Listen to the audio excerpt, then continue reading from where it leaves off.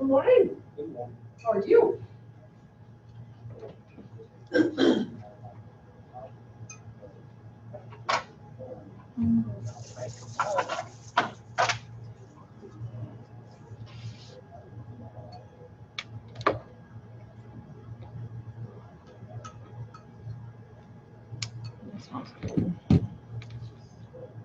Nutrition. Never remember his login. I did it. Testing. Huh? Oh, I said testing No. into this. Testing.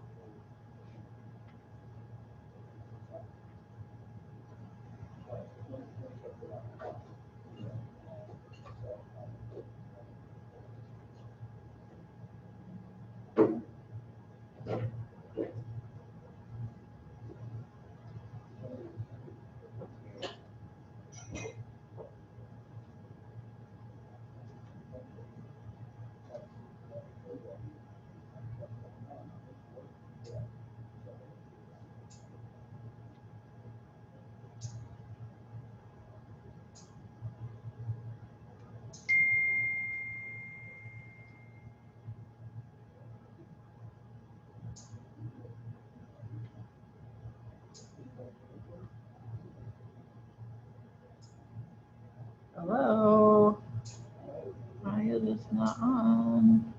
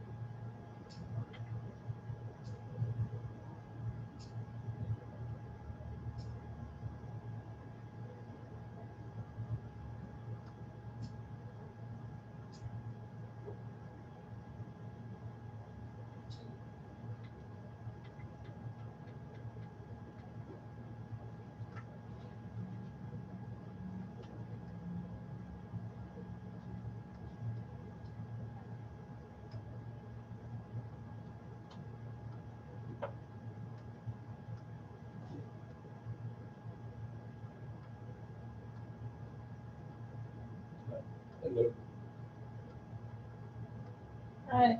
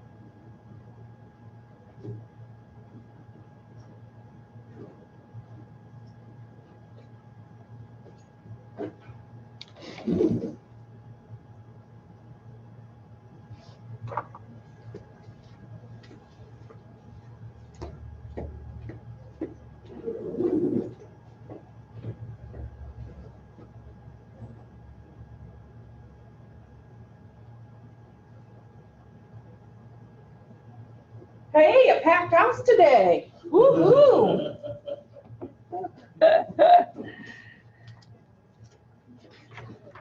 Gotta love a packed house. Standing room only. We're just on time, I'm sure there'll be more. Well, you know what, here's the thing, I just was telling Frank, I said, summers, usually people just, over the last few weeks, even when we had our office meeting, we just canceled people. This is summer. Yeah. People are busy, now their kids are out of school, all that kind of stuff, and if they're not busy with that kind of stuff, it's just a busy real estate time. So usually, a lot of times I don't even plan like a lot of big classes in summer just because, but we have quite a few newer agents, so I thought, I'm just gonna stick to what everybody really needs to learn consistently as forms and that kind of stuff, so. Could be repetitive for you, but Absolutely, Yep. that's all if right. you have any questions, holler, if you get bored, throw an egg at me or something. We'll have a few people online, I think, too.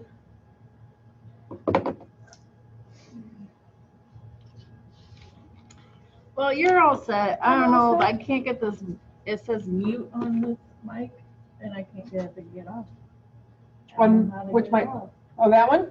Yeah, see, it says mute off, and I push every button and it won't go off. So I texted Brent. Isn't that weird?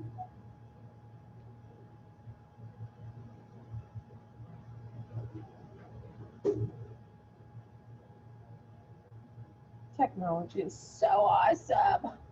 I know, like, but people can still hear you because Yeah. of that mic right there. Right.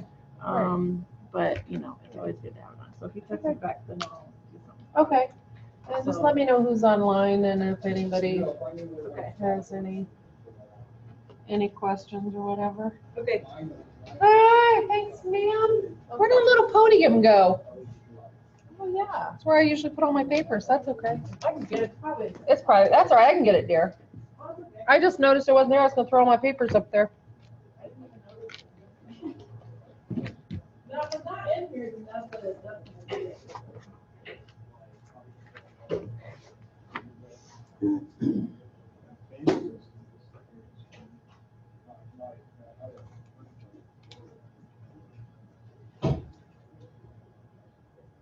I know what it is. Today is first day. The sun, well, not the first day, but the sun's actually out. That doesn't happen very often. Yeah. So everybody's like, screw going to the office. It's sun shining outside. I've got 4 times today, so I thought, well, I'll just come this morning. Nice. Otherwise, I'd be mowing the lawn. But Yeah, today's everybody the needs to get sunshine that day. done too, exactly. And by the time you leave here, of course, they say what, late this afternoon, thunderstorms maybe? So maybe Friday morning. Maybe Friday morning. You have a big yard to mow? Not bigger, not bad. That's not bad. Got girls that can do it.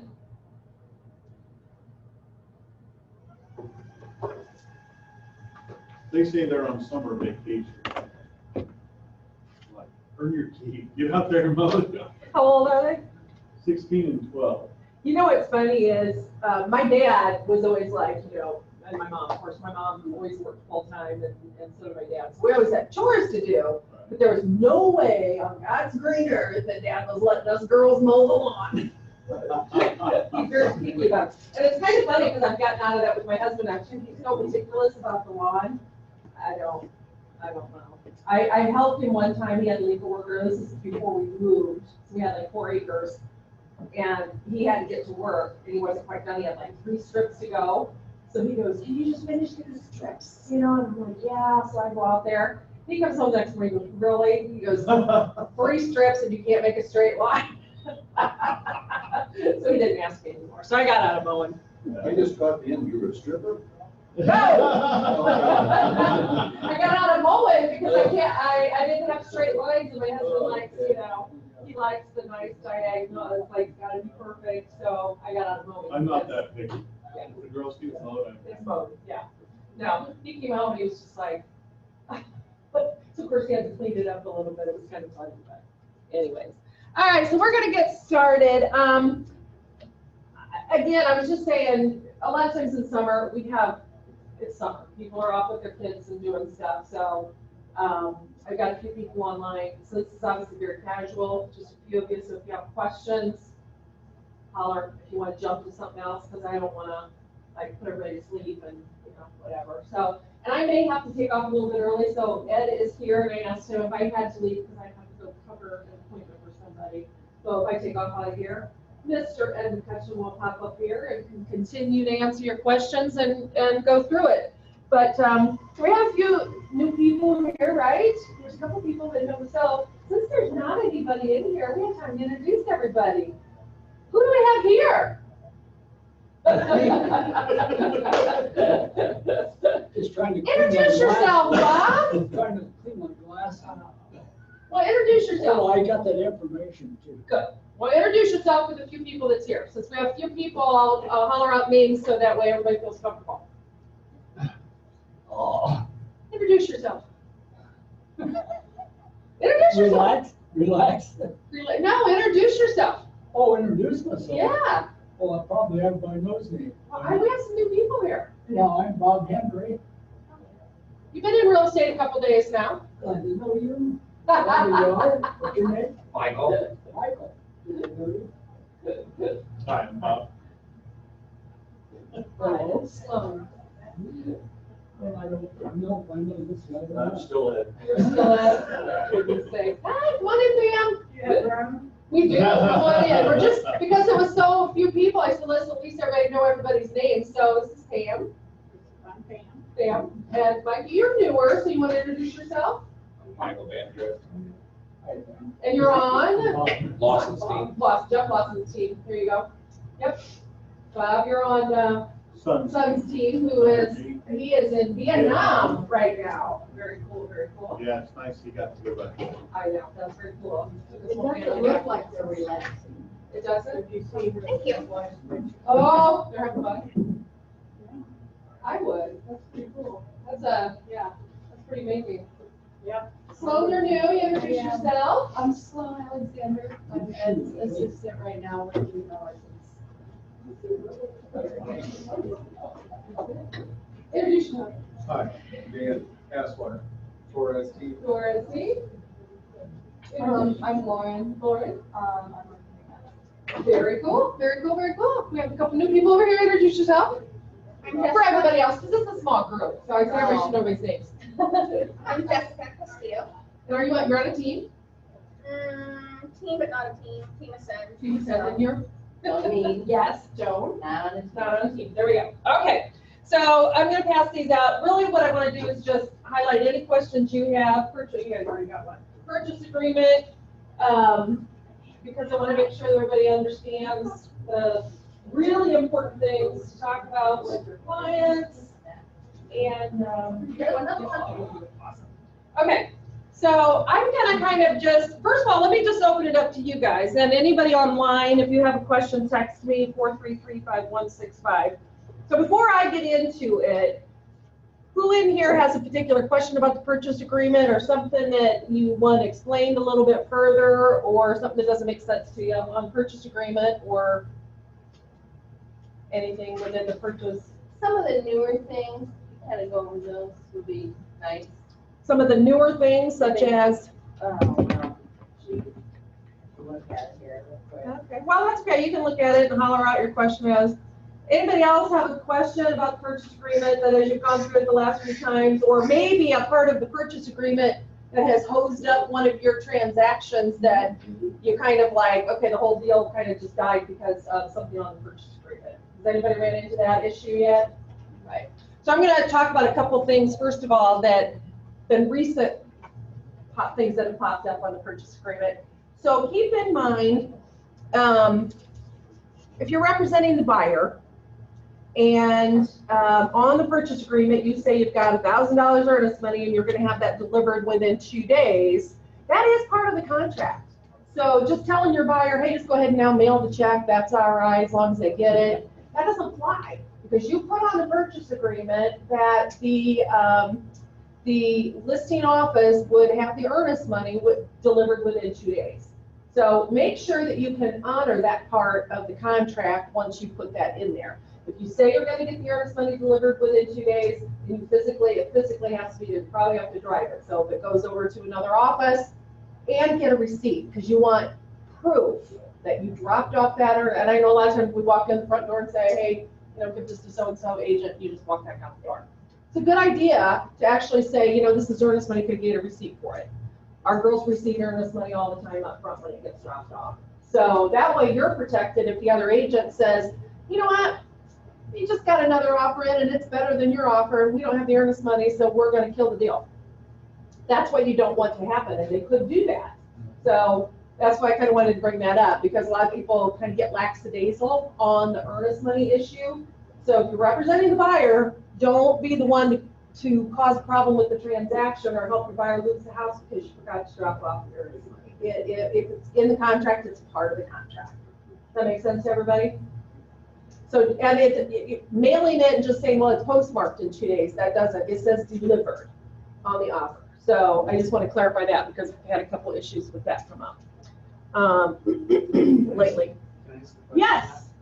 So what if you've got an accepted offer, they have not turned in the earnest money yet, and then they decide to break and run before they've turned in said earnest money? Is there any recourse? So you're representing the seller. Right. Okay, so in his question, he's representing the seller. Buyer's agent uses to not deliver the earnest money as a way to try and get out of the deal. Can't do it. Because you can still take them, you can still go after them for the earnest money. They're blocked. That doesn't mean just because they didn't deliver, they're going to owe it. And Adam, you want to talk? Yeah, as an answer to that, what I got from Tom Gallmeyer, he says, don't waste your time, you didn't have to go. Yeah.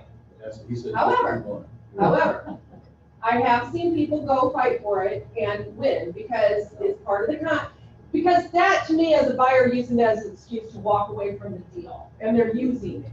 Well, that doesn't really fly because that was part of the contract. And that's the flip side of it. Probably if it went to court, could be, but I have seen people go to arbitration over that. So I know you said, is there a recourse? I would just try and really push it. But in my opinion, if you're on the flip side of it, don't assume just because you don't deliver the earnest money because your buyer says, you know what, I kind of want out of this deal. It's like, okay, they're not going to deliver the earnest money, but they still might try and draft you for it. And, if there's maybe I would go to arbitration, if not, whatever. So, as with anything, you could have one judge or one arbitrator say, yep, they owe the earnest money, and the other one's going to say no. So, I'm just here to say, if you're working for a buyer, don't be the one to lose the house for the buyer, because if you don't deliver earnest money, and the seller gets a better offer than yours, you're out of contract. If you did not deliver the earnest money, the seller could send you a termination saying you did not receive the earnest money within the 2 days. We're moving on to offer B. It was great when they used to clip the earnest check to the offer and bring it to you. Yeah. Yeah. Back in the day, now everybody emails, scans. Nobody drops off offers anymore. They email or scan them. That's it. You know what? That's another good point, because we've had people drop off offers and never text the agent that it was coming, never email the agent.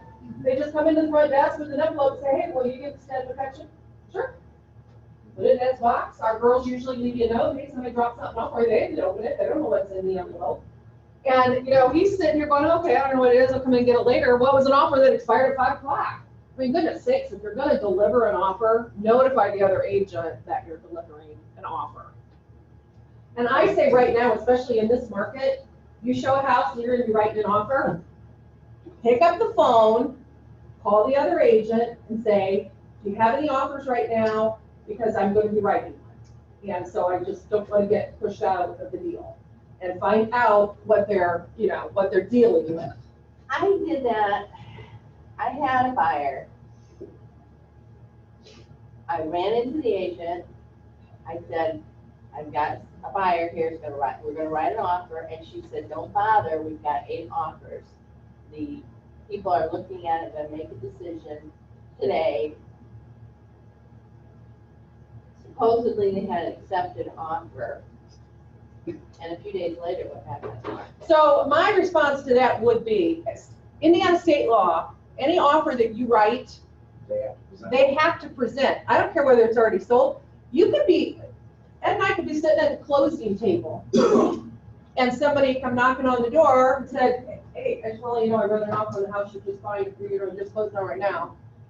And if I have that prior to the buyer or the seller signing the closing, I gotta say, okay, hey, hold on, stop. They can't do anything with it because the other party has, gone through the contract or whatever, but by law, I have to let the seller know, look, we got an offer, let's look at it real quick, and if it, comes time for the buyer to sign on the dotted line, they don't, you got a backup offer. I mean, it's, and that wouldn't happen, I'm just using that as, but seriously, Indiana state law, you have to present any and all offers. So I would have just said, that's fine, you have 8, I'm writing you 1, you've got 9 now, I'll be sending it to you. And I would like notification that you received it. And I would have just pushed through it. I would have just said, I'm gonna write it. I don't care if you've got 8, this is 9.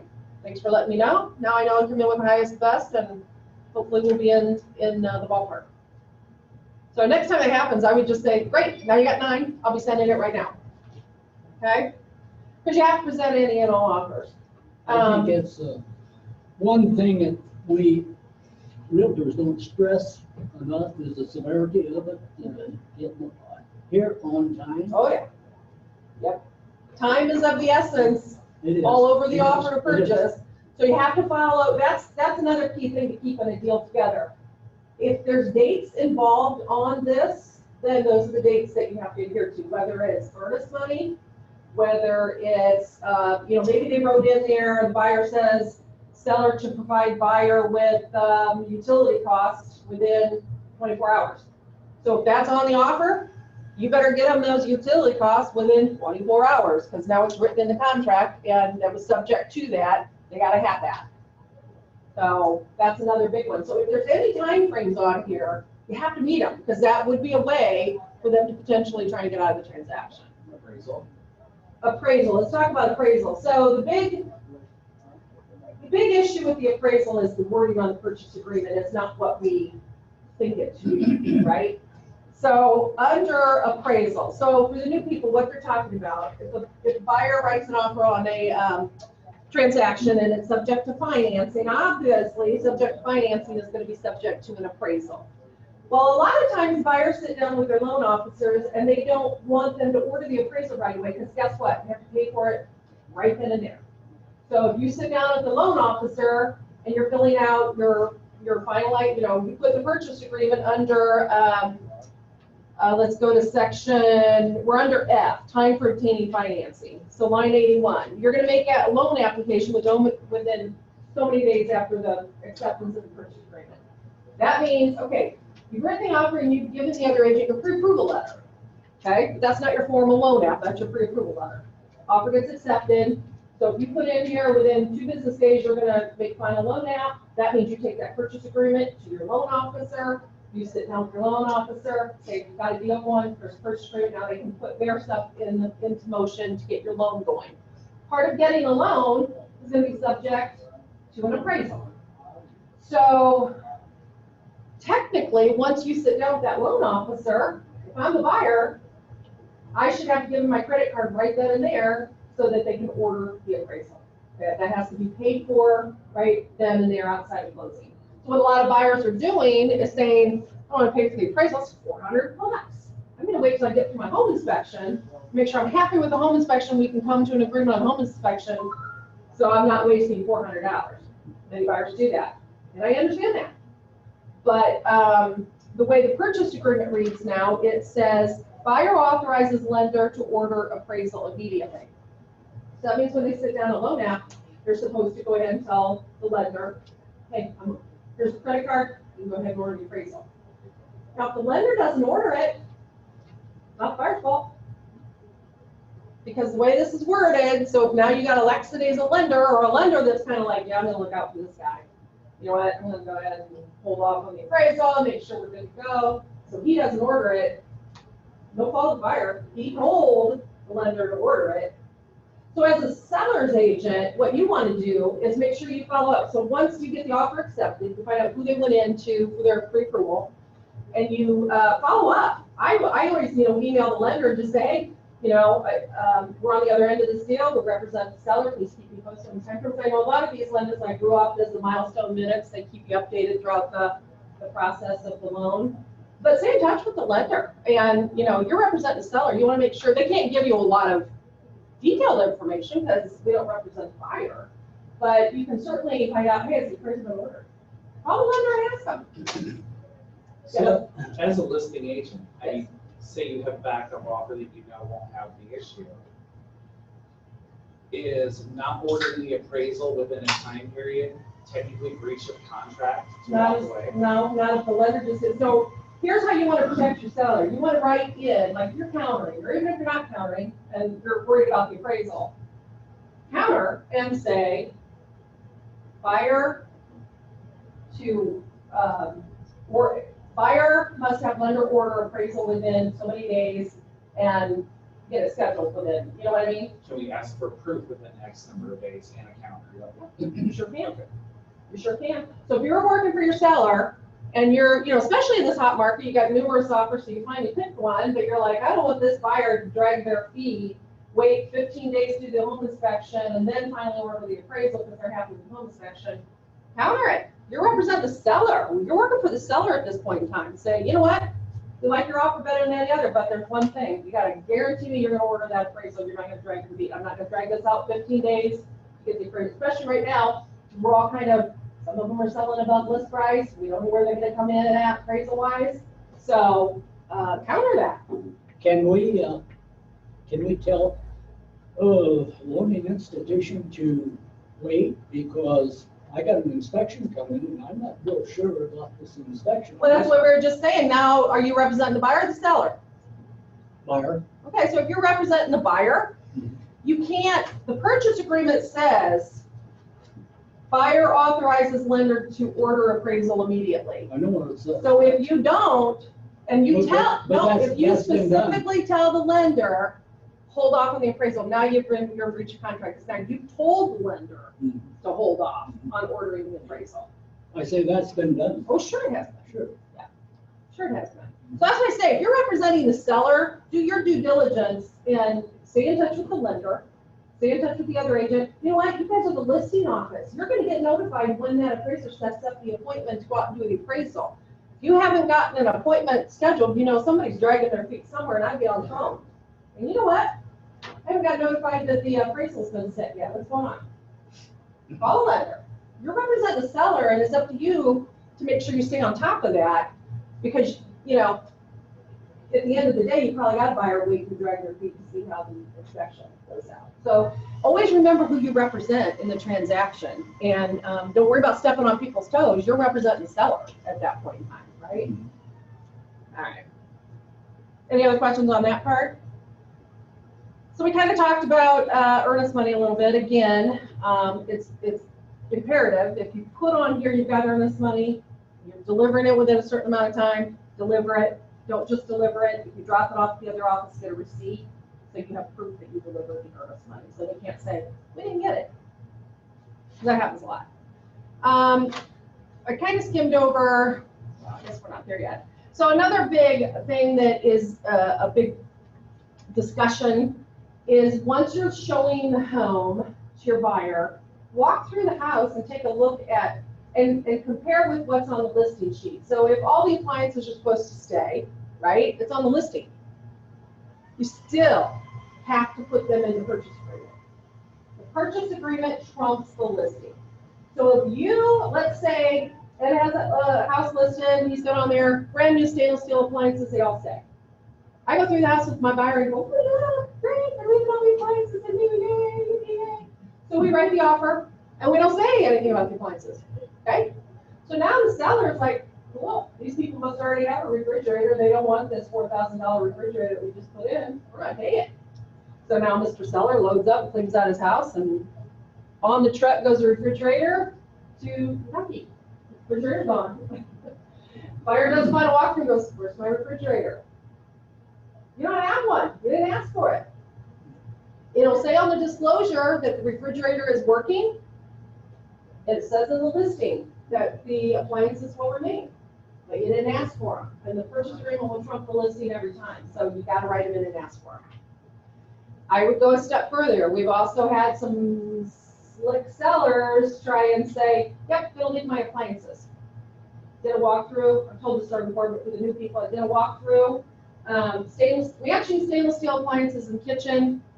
go to do the walkthrough right before closing, stainless steel, white. They swapped out the dishwasher, took the brand new Bosch high-end dishwasher out, put the old white dishwasher in its place. And the seller's like, leaving the dishwasher. Like, no, no, no. Supposed to be the appliances that were there at the time of the showing. But cover your buyer. Now you're working for the buyer. So now when you write that purchase agreement, you're going to say the items that were in the home during the showing on this date are the items that are going to stay. You're not getting those swapped out. And then think about, now a lot of these homes have dual appliances because you got your kitchen appliances and then you have another kitchen in the basement, basically. Some people have range, refrigerator, stove in the bar area of the basement. So let's talk about those, right? What's staying, what's going? As you're walking through with your buyer, that's when you want to look at the listing and say, well, they say they're leaving these, and we're definitely writing those in. Oh, well, they're not saying they're leaving these, but boy, we're going to offer over list. Now we want them. So we're going to say, okay, you weren't leaving the refrigerator, but we want it. So you're going to write that in. You weren't leaving the washer and dryer, but now we want it. So we're going to write that in. So try and clear that stuff up when you're writing the offer so that it's not a big surprise to the buyer or seller down the road. You mentioned a couple times over lists, so something to remind you. If you do have the listing, when you get an offer for over list price, before you put it in as pending, get your people to sign an amendment and raise the list price to what the offer is. So it makes it a lot easier. Does everybody understand that? Say that one, you know what, and I'm gonna go over here so people can hear you online. Repeat what you said for those online. If you're the listing agent and you get an offer that's over and above your list price, when you go out to get the offer accepted, also have them write an amendment to the listing contract and raise the list price to the new purchase price and record the price change prior to recording it as pending. And why might they want to do that? That helps the appraisers so they don't have to go through a long explanation or ask, why are we selling, why are we appraising this for more than they were asking? That makes it a lot easier on them. But at the same point, aren't they gonna look at the price Sure. history Oh, of they'll the look. last You and can then go question, back. well, why is this increased like this? But the appraisal will also know why you did that, just makes it a clean. Okay. That's it. It So may you not don't use the work. hot sheet anymore, I didn't know if that was even valid. So- Again, it may not work all the time, but as long as you increase the price prior to the acceptance of the purchase agreement, who knows, you might have had multiple offers, there might have been a typo in it, but it's gonna help the appraisal quite a bit. Yeah. Makes sense. And, it just, I think, kind of alleviates. I mean, most of us assume when we see something that's sold for over list price, we know it was probably multiple offers or whatever. But that's a good point to do that. What here is talking about would be an addendum. Yeah, so what you're gonna do, if you're representing the seller and you're having them sign the purchase agreement, and let's say the house was listed at 150, and now you have an offer for 153, so now you're gonna wanna also give an amendment to the listing contract and say, now we need to raise the list price to 153 to match the purchase. That's what I'm. Yep. You had a question, Pam? Oh, I said, they say, get a bid number. Yeah, you can do that. If you're worried that they're gonna change it. Yeah. Because you don't know what you're. Yeah.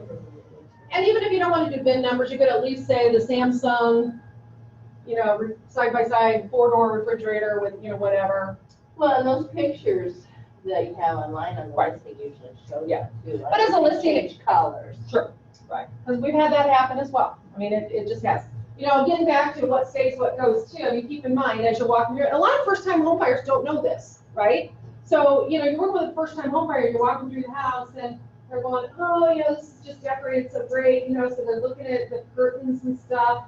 Well, the curtains are coming down unless they're leaving them and you want them or you ask for them, but the rods are supposed to stay. So, maybe you've got a seller who's never sold a home before. And so and this happened, you had a seller go in and take down every stinking curtain rod in the house, and buyer goes to the windows, there's all the curtain rods. Honestly, it was one of the worst arbitrations I've sat through, and it was over curtain rods. Because the seller didn't do it on purpose. It was just one of those, just not thinking, had people over helping them move, pack stuff up. Everybody's working on doing stuff, load up everything, move out, get to the new house, puts this curtain rod, which, that's kind of a shocking thing. How many people's curtain rods match from one window to the next? But anyhow, put them all in his new house, and the buyer goes to move in, and they're like, no curtain rods. So seller said, oh gosh, didn't even think about that. You know, it's been years since we've ever sold a house. We'll bring them back. Or first they offered him money, and they said, no, we want curtain rods. So seller took them all down, and then the buyer said, no, we don't want them because now you probably stripped the screws and stuff and you took them down, and who's going to hang them for us? And it became the ugliest arbitration case I've ever sat in over curtain rods that, I kid you not, I saw them. I thought, whoa, these must be some designer high-end, like we're talking like somebody ordered these from, you know, someplace in LA, and this is like, you know, whatever. No, these were like Walmart curtain rods. I kid you not, it was the ugliest arbitration case I've sat in ever. So who won? It was more than the curtain rod because there was a issue with the washer and dryer as well. Again, this is where the buyer said the seller swapped out the washer and dryer, and they didn't. But it became a big issue because what had happened was they had seen previous pictures when the seller first had the house for sale with the new washer and dryer, and the house went off the market, and then it was for sale by owner at that point in time. When he listed it with us, before he listed it, he did take out the new washer and dryer and put in his old set. And so when the people looked at the house, the old set was there, but the pictures they were looking at was the previous listing pictures. And so that became a huge, which is where I said, if they would have just written in the purchase agreement which appliances and named them, you know, hey, the stainless steel Samsung washer and dryer, then it might have clarified all that. But it was one of the ugliest, so there was a lot more to there. I think there was some money the arbitrator decided on, plus curtain rods, and it was a mess. It was a mess. And what do you think about, I have seen already where they state all items, state, you know, according to the purchase, listing agreement, all items to stay. Yep. I heard, well, that should not be. Well, and okay, again, I don't know. Right. And to me, it just doesn't clarify things enough. So if I'm representing a buyer, I want to make sure they're getting what they're supposed to be getting. Especially, like I said, you know, back in the day, and sometimes it's not that big of a deal. But appliances in this day and age, my gosh, some of these refrigerators, $3,000 to $4,000 just for a refrigerator. Now we're talking some big stuff. This isn't a $500 refrigerator. This is a $4,000, you know, TV screen in the refrigerator door, you know, refrigerator. So now it becomes some big stuff, right? So I want to make sure if I'm representing the buyer and writing in there exactly what they want and exactly what they should be getting, so that there's no question about that. Other things to look for, if you're, you know, like I said, if you walk through the house, you have, we've talked about this before, these new TVs, now everybody has the wall-mounted TVs, right? So when the seller moves out, it's going to take the TV, but you need to make sure you tell the seller, the wall mount bracket stays because it's bolted into the wall, right? Now, if the seller says, well, I want that bracket, it goes with that TV, then I would tell him two things. Take it down now, patch the wall, repaint it, put the wall back to normal before we even put it on the market so that there's no question about it. Or you're gonna have to make sure during the negotiations that the buyer knows that you're taking it, and the buyer's probably gonna want you then at that time to fix the holes in the wall. Because when you take those out, you got big holes, right? And so now the buyer comes along and says, okay, well, we're gonna put our TV someplace else, we're not gonna use the wall-mount TV. Now I have holes in my wall. So it's gotta be addressed one way or the other. Don't do it the day of closing. Let's talk about that before closing, okay? I've told this story before too, but for the new ones, went and did a walkthrough with, my aunt was buying a house, and when we wrote the offer, the great room had this beautiful wall of built-in, it looked like built-ins, but they weren't. It was an entertainment center. And we saw it wasn't built in, because we, you know, kind of, oh, okay, that's furniture. And so we asked for it, because it fit that wall perfect. Well, they said, no, we're taking it with us, and we're like, okay. So we knew it wasn't staying. So we go to do our final walkthrough. Now the furniture is all moved out. Well, they apparently had bought the furniture and then repainted since then. Once they took the furniture out, the whole wall behind furniture had this arch where they just painted around it. So now they go to move this, now we go over this final walkthrough and the house is beautifully painted, except you have this hodgepodge wall where they just took the roller behind it and kind of did this, to get back as far as you could. And we're like, what? So to us, that was kind of hidden, And so that was kind of a thing at closing. They ended up giving my aunt a check at closing for her to hire a painter. Because that was the other thing. It was up against this wall that had this huge cathedral area that was like a 20-foot, and she lives alone. She can't get up that high and paint. She's like, I'll have to hire, this is going to cost me a lot of money to paint this wall because now I have to hire a professional to come in. So they ended up giving her a check at closing. So just kind of funny things that you come across. I don't know, some of my experienced agents here, when you guys show houses and you see a throw rug, do you lift up the throw rug and look underneath of it?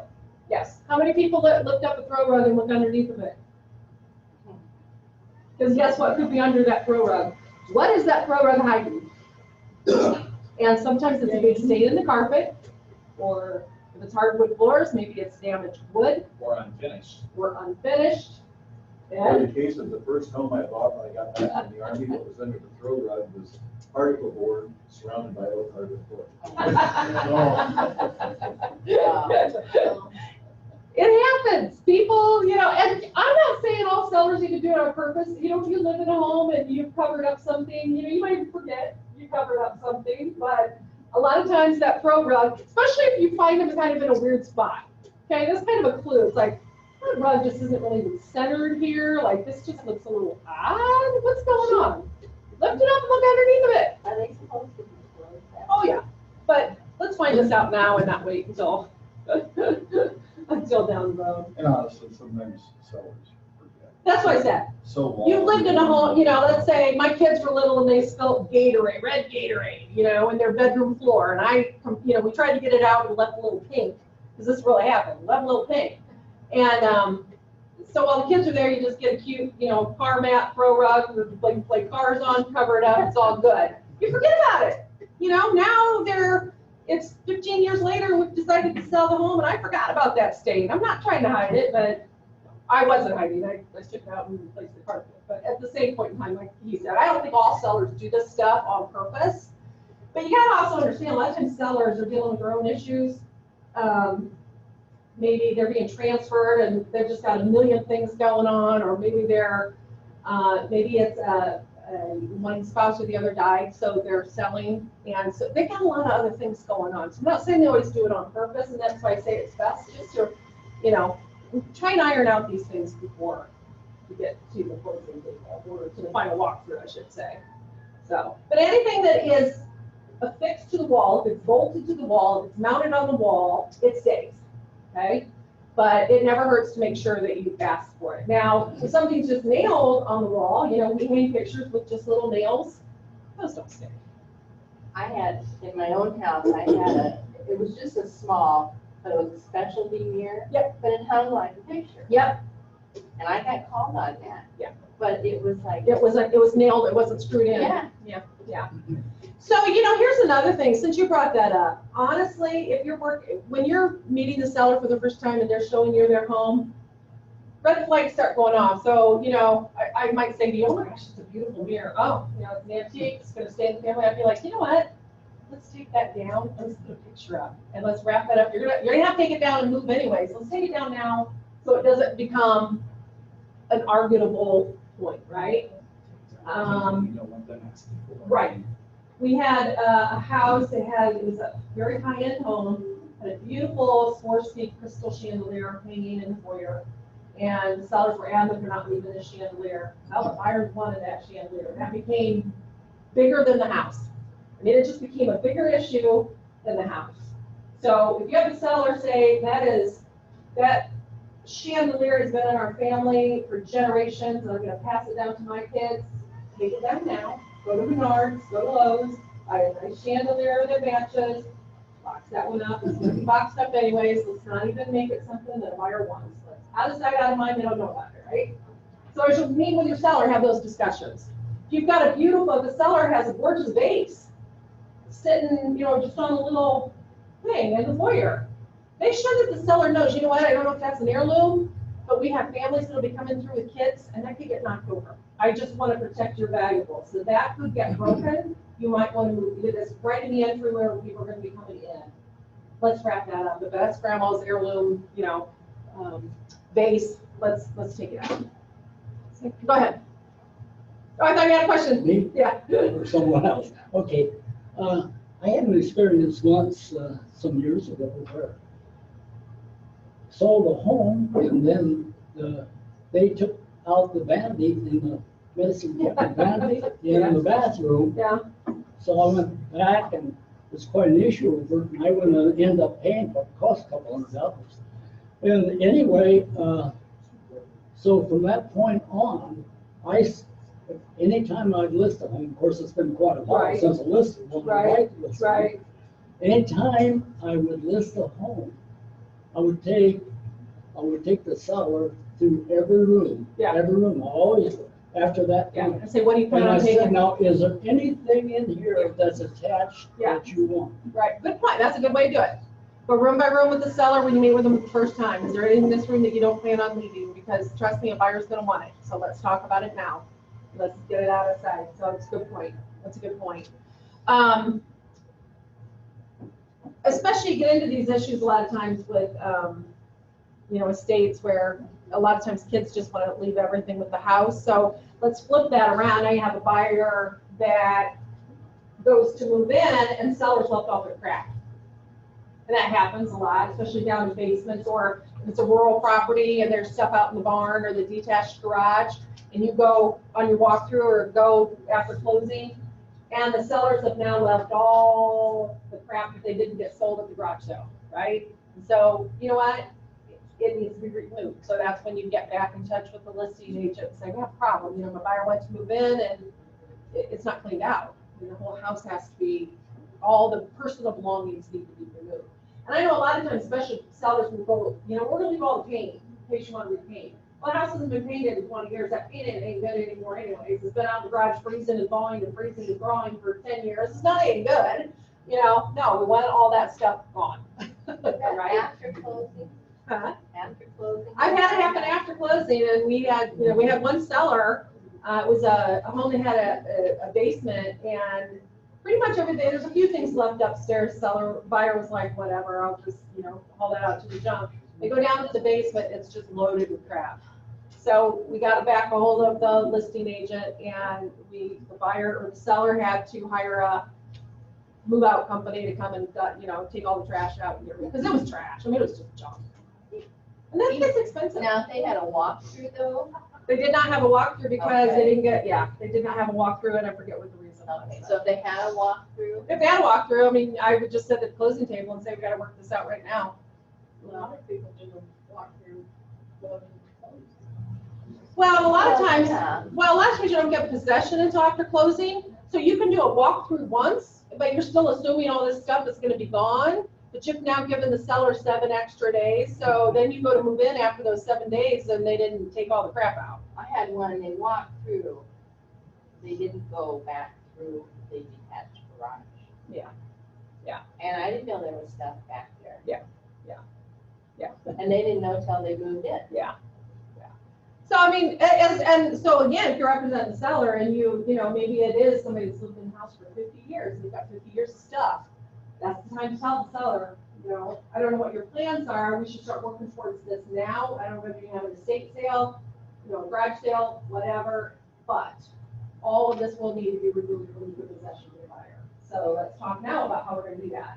And we've got names we can give people. We have clean out companies that can go in and, load up all their junk and haul it away for a fee. So we can help them with that, but it's just the time, especially, I've been in some houses, especially these rural properties where the barn's full, the garage is full, utility shed's full, all that stuff's gotta be gone. So have that conversation when you list the house, if you represent the seller. If you represent the buyer, I would even, when you walk in something, you're going, oh my goodness sakes, how the heck are they gonna get this stuff out in 30 days, 40 days, 45 days? So that's when you wanna write it in the offer, seller, to make sure that house, barn, shed, everything is completely emptied out. Cover yourself. They have to do it anyway, so cover yourself. Yeah, the attempt to cover that on page 3 of the vacancy file. Yes. Yes. He is correct. Page 3. Just down the top, it's property. Item number 2, after possession, seller shall maintain the property in the present condition until the possession. So this is where we get into too. I've had buyers be concerned because they don't get possession until 7 days after closing, 10 days after closing. The purchase agreement says the seller has to maintain the home. Because I've had buyers go, how do I know they're not going to ding up the walls moving out? Well, you don't know that. They might ding up the walls moving out. But guess what? They're responsible for it then. If they have a moving company come and they got the big hatch going through the door and they wipe out, a big chunk of the door frame, they got to take care of that because it has to be in light condition. As long as you can prove that it was done at that point. Most of the time, yeah. I mean, there's pictures and whatever. Well, so let's go one step further. You got a buyer. You're giving the people 10 days to stay in the home. So you're not going to be able to do a final walkthrough before closing? Go through the house, take pictures. Take pictures of the condition that the home is in. So you have your proof that if they say, oh, that big chunk was out of the door when you looked at the house. No, it wasn't. Here's my pictures. So, you can go one step further. But I've really not had too many issues with that. The seller shall maintain the property. Again, if you're talking to the seller at the time of listing, this is something you want to cover with your seller, Now you can't get lackadaisical in taking care of the home because you got it sold now and just say, I'm not doing anything anymore. I'm not cleaning, I'm not mowing, I'm not doing anything. So yeah, you are, because you have to maintain the home in the same condition. So you're covered there with that. I have a question. Yes. Whenever. No, go ahead. Okay. I never thought about this before, but anyhow, suppose you're working with a buyer and he said, I'm going to get a conventional loan. Mm-hmm. Okay, and you write it up like that. He goes to the loan officer and he can't get a conventional loan, but he can get an FHA. Right. Okay, what Now you need- procedure would they? If you're changing financing, you've got the buyer and you're changing financing, you have to do an amendment to the purchase agreement. Because the seller has to agree to that. The seller has to agree to that now because there are a few more repercussions for a seller to accept an FHA offer, right? Number one, if it hasn't been appraised yet, and now the FHA appraiser comes in and let's say he's way off. How long does that FHA appraiser stay with the property? 6 months? 6 months. So a seller might say, I don't want to sell my house FHA. There's a few more costs involved for a seller on it. So it's up to the seller. So now if you've got a buyer and all of a sudden, you shouldn't be finding out now at that point in time if they can't get a conventional loan because you should have already had them in for pre-approval and that should have been all ironed out, right? You need to write an addendum up or something too. An amendment. If you're going to change financing, you have to do an amendment, but the seller doesn't have to agree to it. So you could lose the deal. The seller could say, hell no, I'm not selling my house FHA. So you have to get that. Now, I've had people switch financing and not notify the seller, and that's bad. I mean, that's because you've changed the terms of the contract. So just be cognizant of that because, in all honesty, if you're representing the buyer, there should be no reason that you're finding out now that the offer's accepted that they can't get a conventional loan because you should have already had them in pre-approved with a qualified lender to know if they can go conventional, right? So that shouldn't happen. But I have had clients want to switch financing because it was just better terms for them. It wasn't that they didn't qualify or something. But again, you have to do an amendment and the seller has to agree to it. Anytime you make a change on the purchase agreement, you're going to change it by using an amendment. If you're going to add something to the contract, you would use the addendum to the purchase agreement. If you're changing something, it's an amendment. So if you're changing closing date, it's an amendment. If you're changing terms, if you're changing possession, whatever you're changing is going to be an amendment. If you're going to add something to the contract, it's going to be an addendum. Right.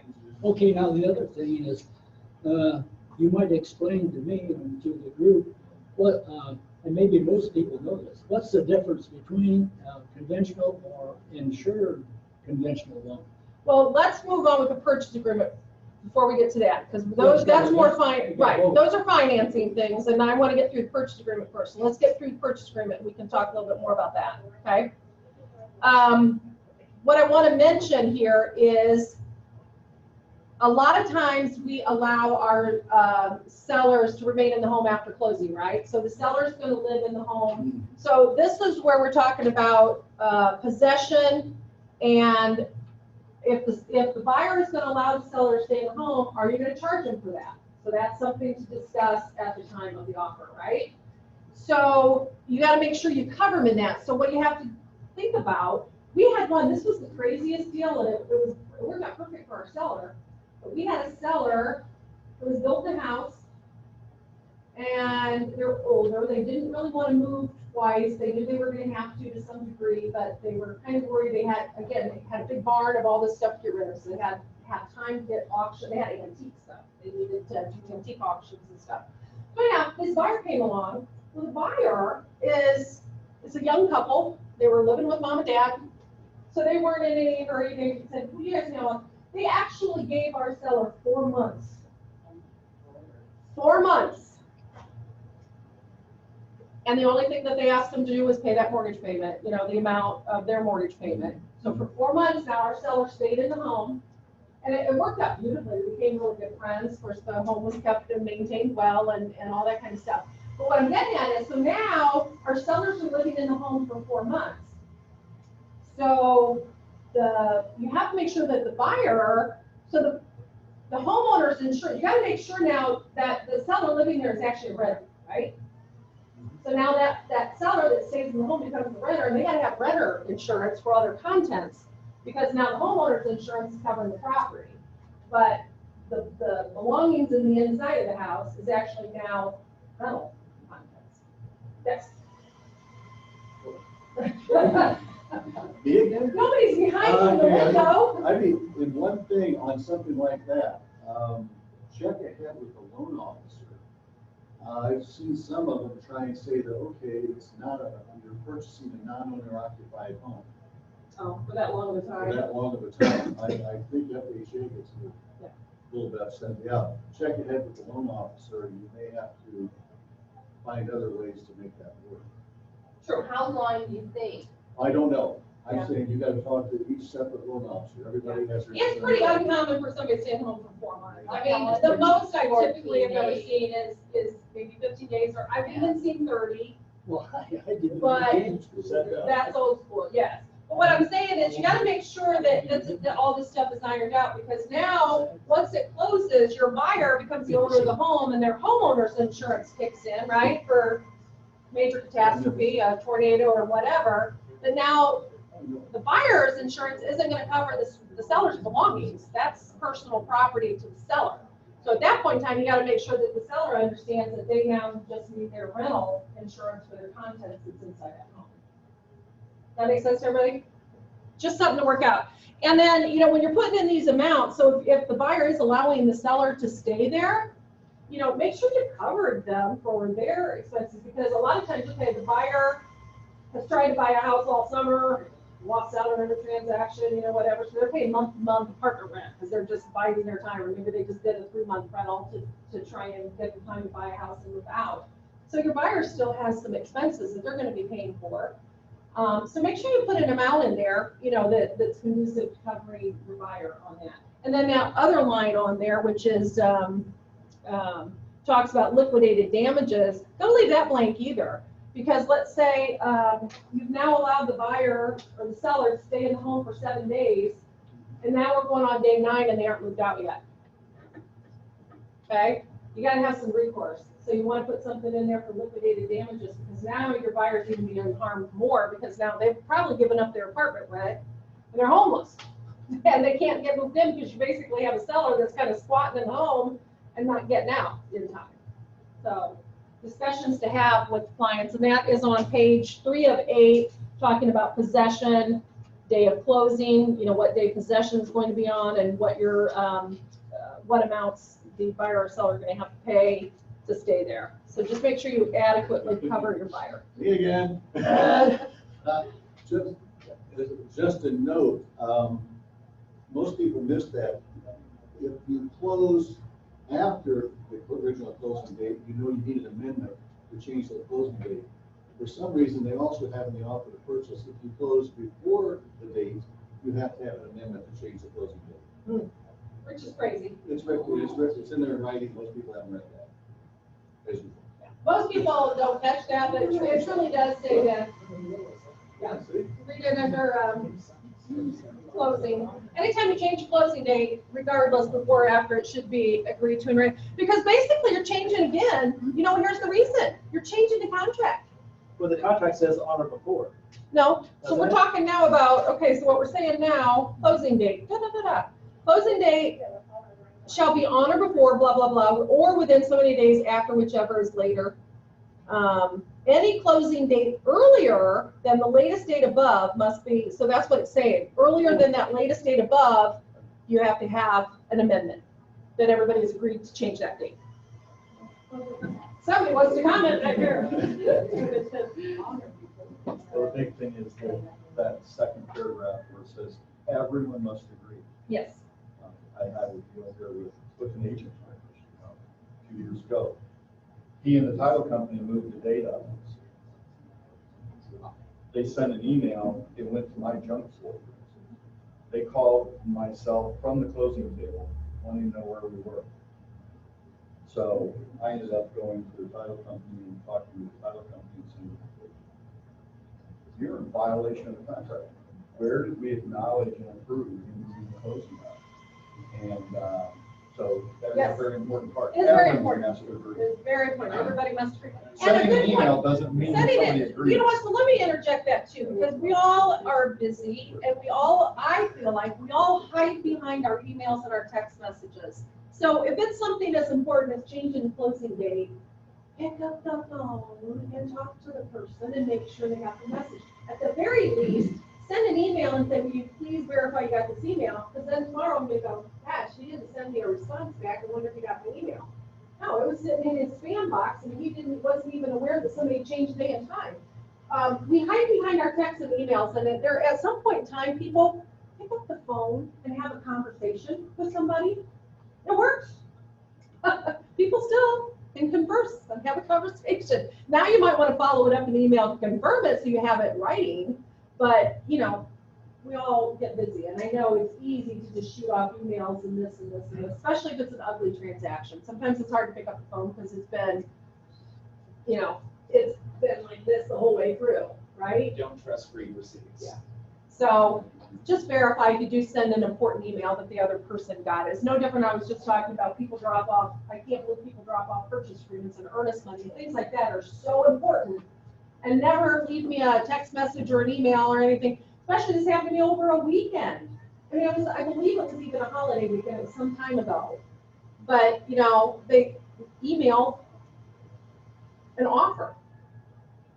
And I'm like, I didn't even get the email. Why didn't you text me and say it was on my email? I mean, come on. Seriously, that's I think that's ridiculous. professional courtesy. Yeah, exactly. Another section on here that we talked about, or we need to talk about quick, is survey. So, because now, you know, back in the day, for us old-time agents, or shall I say more experienced. We're not old, we just have a little. Seasoned. Yeah, seasoned, thank you. We're not old.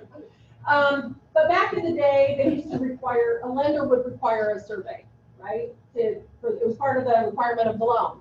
The lender wanted to see that survey, make sure that there was no encroachments on the property, that there was no encumbrances or shared driveways or anything like that. They wanted to make sure that the survey matched it. Well, in this day and age, a lot of times now, lenders are not asking for it. So conversation to have with your buyer. Do you want a survey? Especially young first-time buyers don't even know what a survey will show them, right? So you need to explain to them why they might want a survey. You're standing there in the backyard looking at this property going, that shed looks like it's pretty close to our property line, or that fence kind of looks like it's pretty close to our property line. In one case I was looking at going, this driveway kind of looks like it's on both properties. I mean, you gotta know these things, right? So first of all, you might ask the seller, if they haven't uploaded one onto MLS, do you have a survey? How old is it? So if they have one, look at it. Now you've got the survey. Has there been any changes in the property since that survey was done? Okay, so maybe the survey was done, and then after the survey was done, that's when the fence went up, or that's when the shed went up. Now we need a new survey, because we need to see where that property line is. So have that discussion with your buyer, right? And in this day and age, I know we try and write these clean offers and not ask for surveys and not ask for home warranties and not ask for a bunch of stuff because you're trying to get your offer approved. make sure your buyer understands if they're giving up their right to that survey, what that means, right? So a buyer can, it could be, you can still write the purchase agreement subject to the buyer getting a survey, but the buyer can pay for it if he wants to. If the seller isn't gonna pay for it, your buyer still has the right to order one and get one, but you have to ask for it on the purchase agreement and say it's subject to the buyer seeing that survey and being okay with it, right? And so if there is an old one uploaded into MLS when you write the offer, again, that's when, okay, now you've got a survey, and how old is that survey? And what has changed on that property since the survey was done? Don't just say, yep, got a survey, here it is. It could be way old. So that's just something to think about with your with buyers. And probably, and I'm gonna have to real shortly here, let you take back over because I'm gonna have to scoot out of here. Anybody have any questions about that?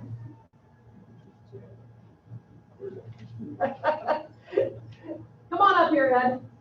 I'm gonna let you take over from this point, and what we're talking about next is just touch on the good funds and the wire information. We talked a little bit about possession. We didn't talk about floodplain.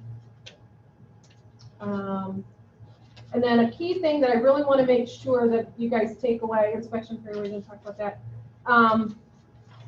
When you're working with a buyer, a lot of people schmooze over the last 2 pages of the offer, 6 and 7 of the offer, where it talks about this is where your buyer, you want to go over all this with your buyer, because this is where your buyer can do research to find out a lot of stuff that they might want to know about the property, okay? Sexual predator laws tells you where they can go to look to see where those people live. Don't be alarmed by that either. Okay, because that'll scare a buyer. So you tell a buyer to put that address in and research that, guess what? You're gonna go, holy cow, they're all around me. They're all around me. Well, guess what? This is bad to say, but so it could be something as simple as guy gets drunk and gets caught urinating in public. He now is listed as a sexual offender, okay? So it's kind of panicking when you look at that stuff, but if you actually, when you go into that, you can actually kind of highlight and see what their, what do I want to say, lawsuit was or whatever. So it is panicky. You go home and put your address into that website, you're gonna go, I'm moving. I'm going to move where I have 45 acres around me and nobody close. It is scary. If you look at that site, has anyone ever looked at that site? Oh, yeah. It scares the heck out of Yeah. you when you look at that site. Trailer park down there lights up like a Christmas tree. So, but explain that to your buyer that they have the right to research those things. You can find out if there's meth labs that has been busted in the area. There are websites for that. So, That address no longer works, by the way. oh, doesn't it? Oh, well, we need to report that to our MLS people. So, really, it's your job as a buyer's agent to explain to them. Oh, I didn't explain about the API. Oh, okay. It's all yours, sir. Thank you. I had asked that. I go, I might have to leave a little bit early, so I'm going to let you use your wisdom and explain You everything. having lunch today? I'll bring you lunch. How are you? Where do you go there? And if you guys have any questions for me later, I'll be back. I just have to go to an appointment for somebody. Thanks. Hey, one of the four, I'm gonna. We bounced all over that thing, Yeah, so. did everybody see, we had sent out, there were so many questions about residential disclosure and who has to sign and who doesn't. I had to send out an email the other day. 4-page question and answer period for these, pretty much every question that I've been asked. Did you? Heather sent it to everybody. It would have come out. I think it came out 2 days. 2 days ago, it came out the first thing in the morning. Yeah, it was like 5 pages, and the 5th page was a copy of the law. And that's something, go back and look at your emails and download. That'll answer every question you've got. It was a pretty good Q&A. But frustrating part is you would have gotten it a year and a half, 2 years ago, because it was in everybody's email then, but nobody did. So, I just want clarification on this. So when a listing agent for a house flipper, won't name names, That was the first page, first question. When they just draw lines down it or just right across it, seller never lived here. That's not acceptable. That was the first question on the first page. You need to go look at that email. They totally answered that. And no, it's not legal. They can't do it. And who do we report that to? Is it the Well, state you attorney just go ahead and general, or is tell them that to fix it or send them a copy of that page, you know, they're trying to, that's gonna get you nowhere because you can't report it directly. It has to go through the broker, but it explains it in depth. Or did anybody, I didn't bring a copy, but it is in that email. I notified everybody on the Facebook page that I would have her send it out to every email. It's there. If not, I can send it to you. Pardon? Heather sent it out because I don't have every, our group fluctuates so much, I don't have everybody's email anymore. I gave up on that. That's your job. Sloan's gonna pay that. There's a couple things. One thing she didn't touch on too, another form I want to touch on, even though it's minimal, is the new septic ordinance or septic regulation on the disclosures. February 4th, Board of Health decided that within 30 days after closing, the seller is to send to the Board of Health, and they've got 3 hand delivered, they've got an email address or mail address, a copy of the disclosure with the new owner's name. Now, if the seller doesn't do that, they could be liable to up to a $100 fine. We're trying to get that cleaned up. And if you had listed one prior to, say, February, it doesn't say that on the bottom of the septic disclosure. It's on the new one. So if you've got anything with a septic or involved with it, go look at the new one, and it's just a little 2 or 3 page line at the bottom. I went through continuing education. That's for Allen County. Allen County only. I went through continuing education and found out that they still didn't know it and had to correct that. How about that? But that's something you should do because it's surprising. As of when the new rule came into effect, there were 28 closings already since the first of the year that hadn't been reported, and in actives and pendings, there were between 70 and 80 in Allen County. So it's a few more than you think. About 5% of all our closings every year involve septic systems. That's Allen County only. So that's good. Let's see. Yeah. Let's see. We have the authorization. Any questions while I'm thumbing through here and see what we didn't do?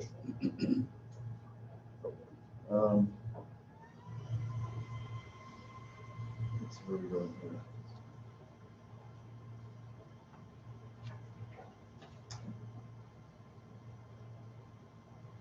Oh, here's one we come up with. She had this on here too. Homeowners Association documents and everything. That has been so confusing to everybody.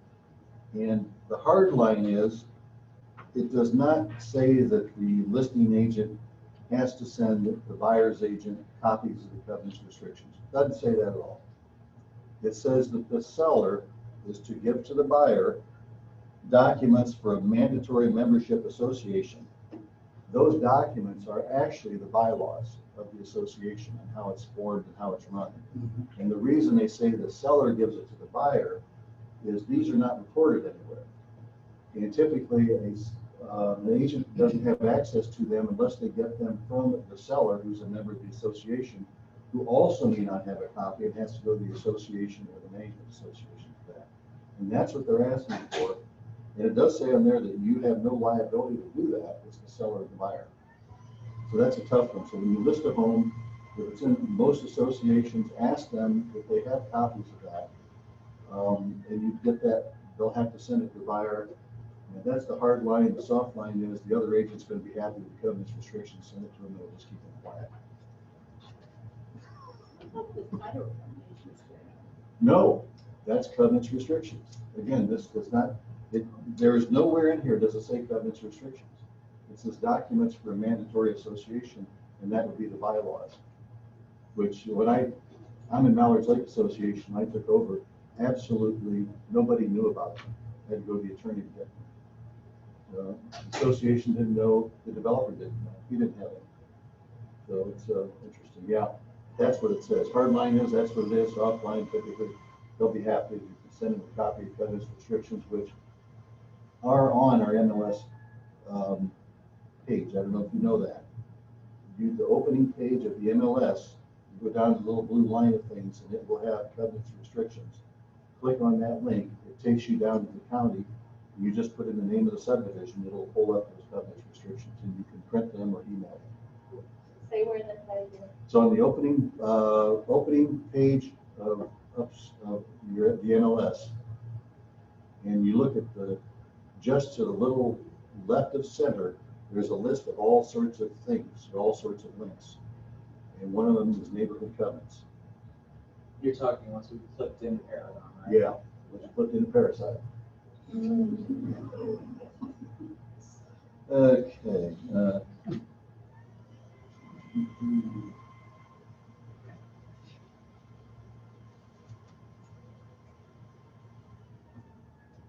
Tax bills. They talk about tax bills. This will help you a little bit. You can go to Allen County website, Allen County, Indiana, and go to the treasurer's office, and you can open up and find out what the most recent taxes are. That's totally available to you. If you get into one new construction, on the offer to purchase, you've got 3 places of putting down taxes, either by installment, which would be out the old school. Remember, we used to say we could pick up spring or fall installment. Proration, which is the one that most of us use, and proration is to the day prior to closing, not the day of closing. Most title companies get that wrong. It does say day prior to. Or there's a third one, and it typically deals with line 285 or recent construction, where the seller gives the buyer a credit. One of the things you can do is that the home is new and under construction, since the the assessment for taxes is not until January 1st. If a home was just a slab or something January 1st and you're selling it now, the taxes are going to be minimal. Might be $50, $20 or something. What you can do though, but by then it would have been assessed, or you can find one comparable. You can go into what's called the DGLF tax table, and that again is in one of the pull downs on your MLS system. And you can go in there and you can put in, it'll ask you for the township, which is on the tax records. There'll be a code number, and it'll be sort of self-explanatory once you see that. You go in and put the assessed values and whether it's going to have mortgage and homestead exemptions, and it will give you an estimated tax number. And I just sold one, Frank was here, I just sold one of his listings at Billiminian. And we went in, and rather than giving, just saying prorate the taxes, which would have stuck my buyers for a bunch, we went in and did that, the actual calculation, and with the offer to purchase, explained why we were asking for a proration, I think, of about $900 or $1,000 based on occupancy being May 31st. And Frank said when he took that to the builder totally understood, and we got that. Otherwise, my buyer would have been stuck with an extra $900. But they would get refunded that, right? No. Well, if it's over. No, if you read it, it's a fixed amount. This is how much we want, period. And it's done. Yeah, and then the next year the taxes come up. If the taxes are a little more, a little less because we won't have the assessed or the number of what they're going to do on the assessment, until next year. So we're just doing an estimate based on most recent. And as long as you do that and do send through the explanation, so they can go into that website, and there's an Indiana State website. So it's for the entire state of Indiana, every county in Indiana. And that'll help you with taxes too. So with all the new construction right now, that's one that may pop up a little bit more than usual. Let's see. I get little tips here. Have you ever gotten any pushback from a buyer doing that? Or not from a buyer, from a seller, like a builder? Oh, really? It's the first time I've done it. I haven't sold new construction for a long time. But this, and no, it was Frank's, and Frank totally understood. He said, the interesting thing was we're the first ones to do that on that villa project and stuff. The rest of them, their agents just put in program, didn't figure it out. So my buyers were $900 a day. And Fred Yagodinski, who runs the system for him, looked at it, runs the construction company, said, well, fine, that makes sense. Hope nobody else finds that. Let's see, what coast resolutions?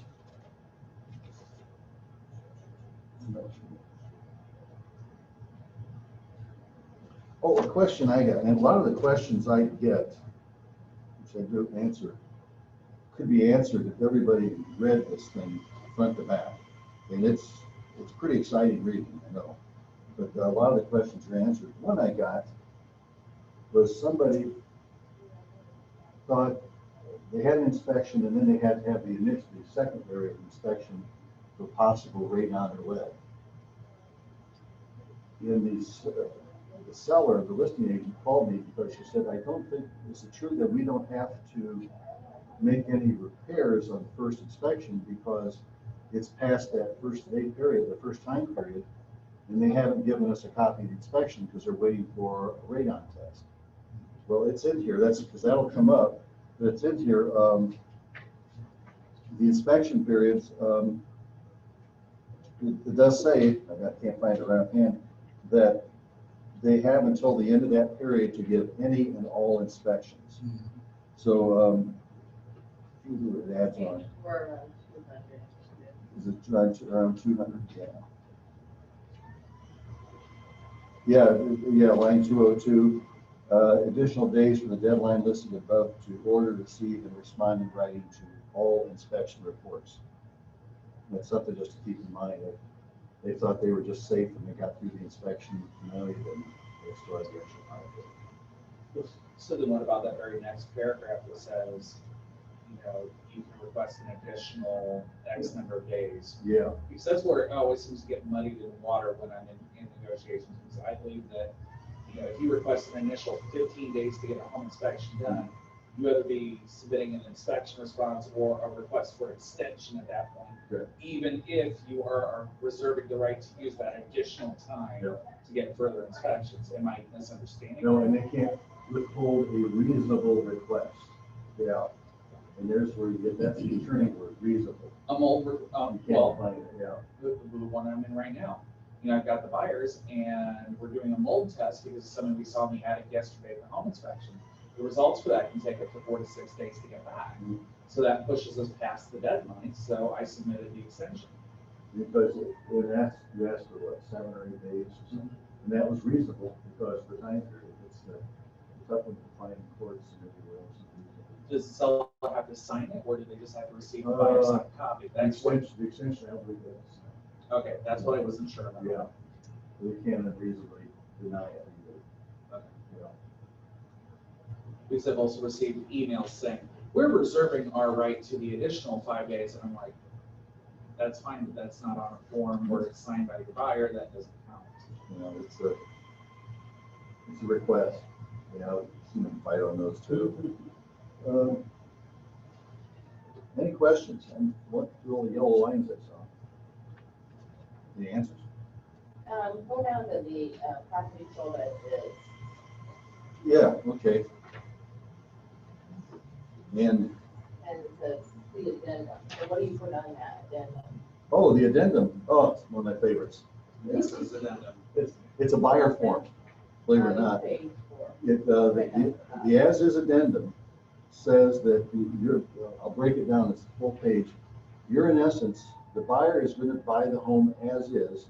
They can still have inspections, and you still have a reasonable time to inspect it, 10, 15 days normal. And if they find a previously undisclosed defect and decide not to buy the home, they just get their instrument back and walk away. You don't have to battle it out. Where I like that is most listing agents don't realize that's a good thing for the buyer, not the seller. It's not really as is. It's as is if it's everything. You can go through and do the inspection and find something as little as the GFI doesn't work. You didn't tell me that. So I can get out of the deal now. Or let's negotiate. You can fix that. And by the way, I found something else. We're into this thing a little bit. Just fix these few items and we can go ahead and move on. So although it says as is, it's not really. It's part of a strategy. Between that and doing the eBay or the escalation clause, typically if you go in with an escalation clause, and that's what I'm talking about, with a no cap, and it has this addendum, you're probably gonna win. But then you've got two ways of getting out of it, because with the escalation clause, they then have to counteroffer the buyer for whatever they counteroffer with, and then the buyer decides if they want to go ahead and purchase. So I've won 4 out of 4 so far. When you were saying that, I thought, sounds like the escalation. Yeah, the escalation, I always, escalation and as is, I would put the two together. Gives your buyer, you represent the buyer, gives you the advantage. The guy wanted the house, and we did an inspection, and it was on septic, and everything checked out, Mhm. so he wanted as is. He said, I don't need any repairs, just, Yeah. I wanted that. Well, a year later, he sold the house, but he sued us, because he said the septic had water, and that we didn't apply. And cost me well, then cost me insurance $25,000.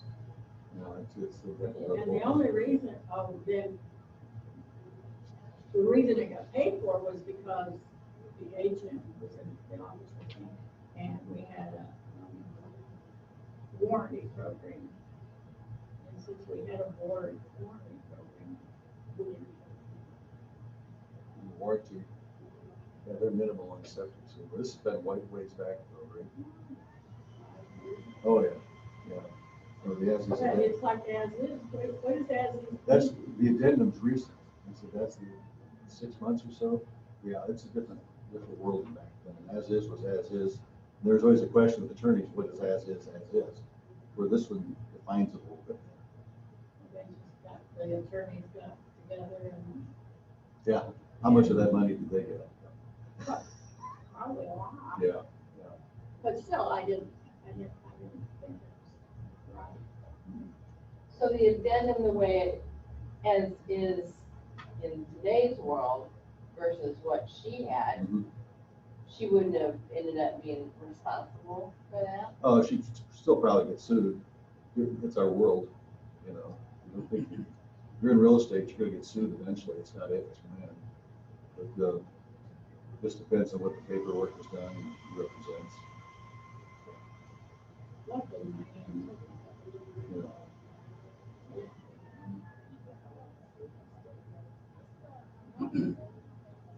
Yeah. How long does it take to get a report back on radar? How long does it Radar? take? Usually, I just had my house done just to check, and it was,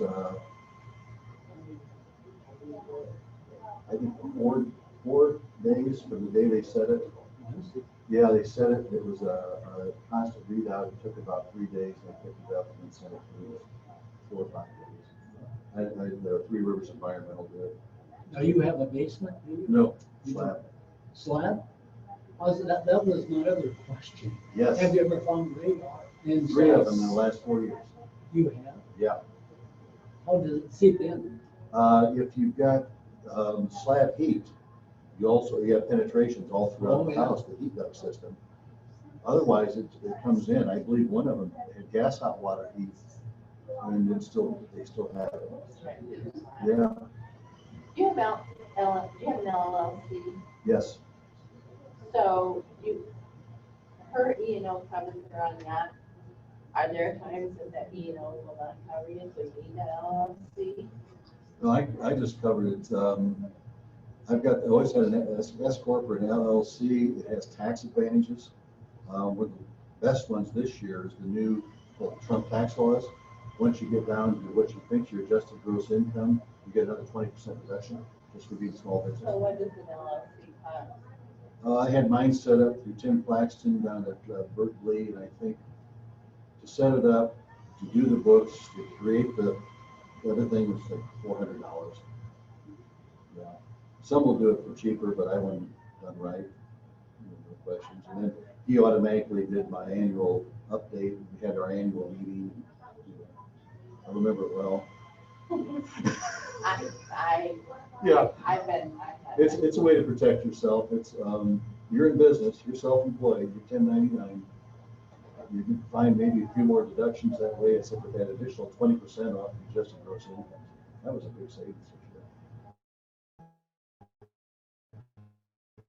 what migrated into TurboTax and all the others.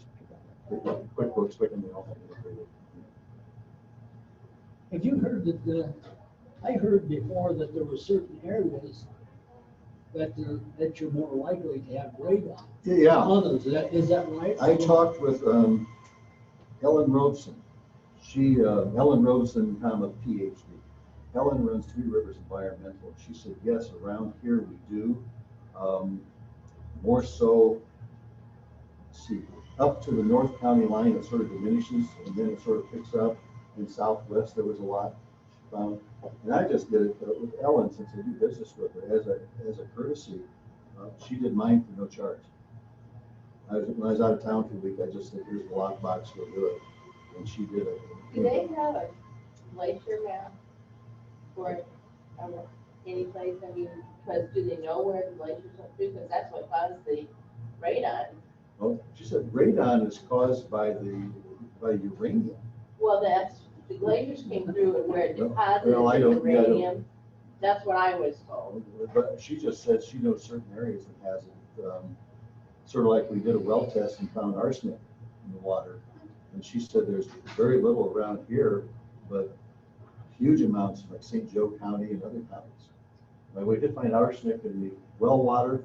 And the way I cured it is the people had a K5 filter from Rab Water Systems, because they had a softener. And the K5 filters, it's a 4-filter system. They have a insert that you can put in one of the things that takes out arsenic. And it worked well. It was a $59 cartridge to put in.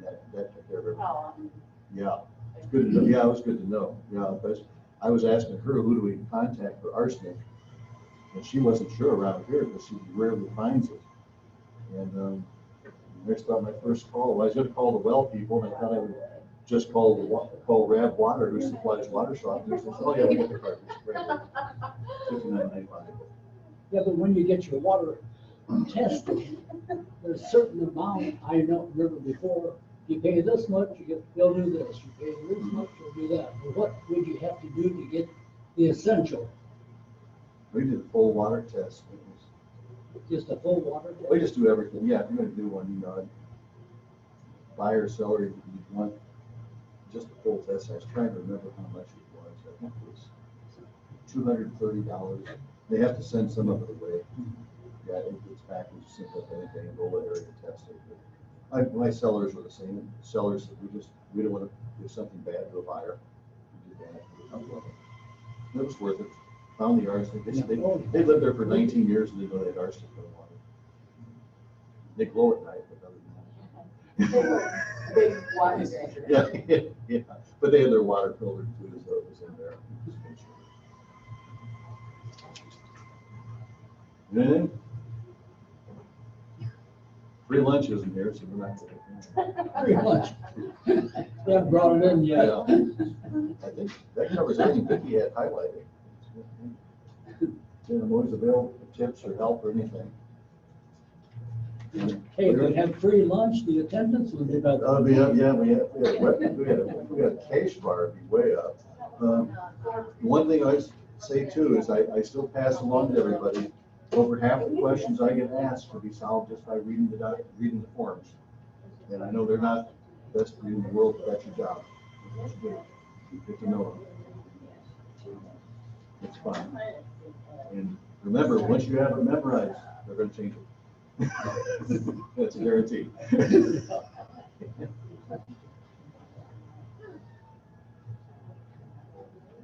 Done.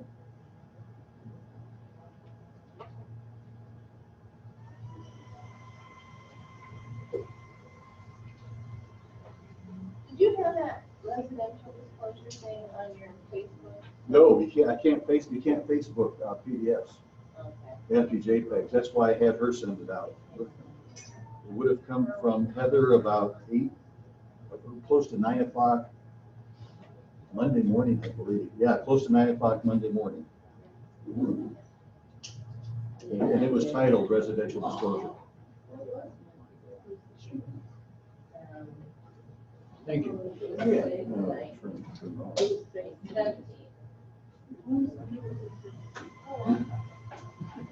Give me a. Father's Day. I've got you about it. Send me that, sweet. Oh, okay. Thanks. I didn't get it. It says seller for instance. Yeah, did you find it? Yeah. I didn't get it. I didn't get it. I didn't get it. Let Heather know, because that means you're not on the company, are you on the company email? Well, You should see, I be. have problems with that before. And it was going to my old C21 Bradley thing. And it's really hard for me to catch those that I'm not getting. What is a doc? It says go to doc, get the paper for what Heather's doing now. That should be just a straight email. Straight email or PDF. See, that's what I.